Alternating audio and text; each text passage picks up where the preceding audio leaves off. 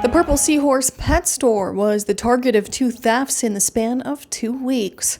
On both occasions, a bearded dragon was stolen from the store. Kai Henrich is the owner of the pet store in Rutland. He believes both thefts may have been done by the same individuals. Henrich says two teens came into the store on Father's Day and stole one of the bearded dragons that was inside a cage. It seemed very weird at the time. We didn't really look too much into it. Unfortunately, sometimes people just lose things or take things and that don't belong to them. So we just kind of looked past at it and chalked it up as a loss and move on from it. We don't really have a lot of people stealing from us, but it does happen on occasion. And sometimes it's best just to move on with it than stressing out over things like this. Henrich says on Wednesday, two teenagers walked into the store and were acting suspicious. Between the age of about 12 to 14 years old.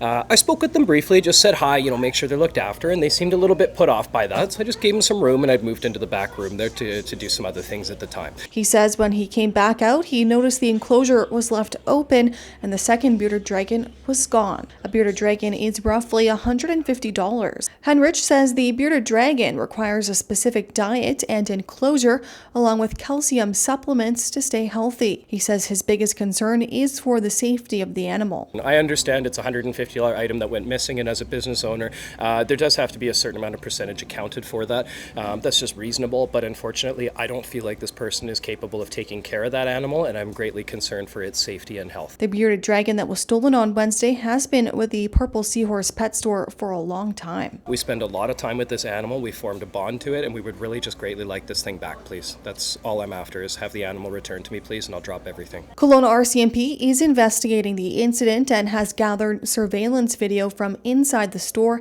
at the time of the thefts. Madison Reeve, Castanet News, Kelowna.